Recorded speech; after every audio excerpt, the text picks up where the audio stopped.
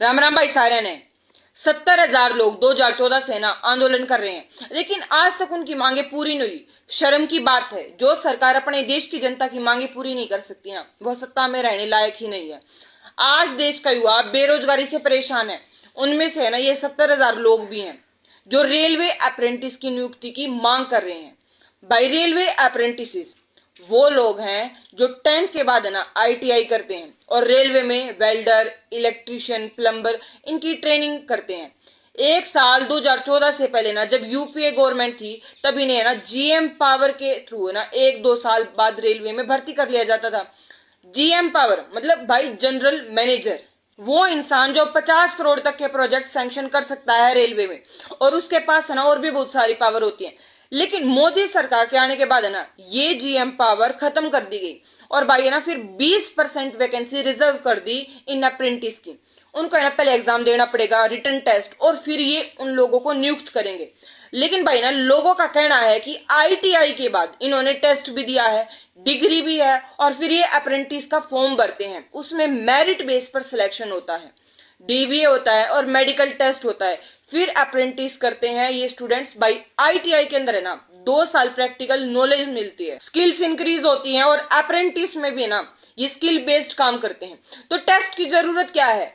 लोग कह रहे हैं हमारा स्किल बेस्ड टेस्ट ले लो, सभी लोग देंगे और पास होंगे। रिटर्न तो हमने पहले भी दिया था, ये ड्रामा क्यों लगा रखा है? फिर काम करने के लिए योग्यता चाहिए और डिग्री भी। जब दोनों इनके पास है तो इनको इतने सालों से घर क्यों बिठा रखा है?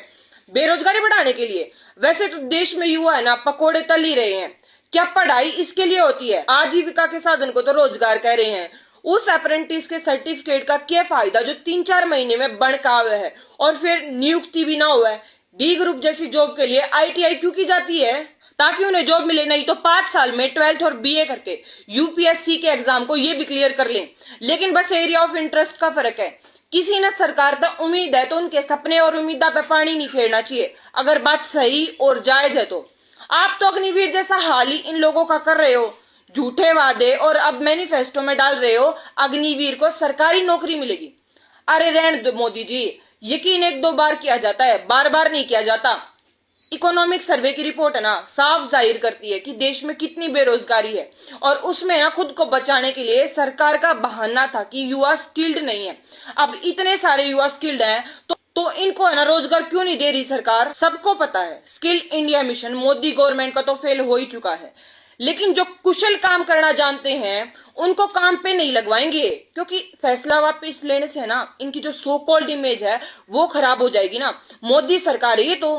अश्विनी वैष्णव रेल मंत्री इनके, उन्हें तो शर्म आती है ना जनता से माफी मांगने में।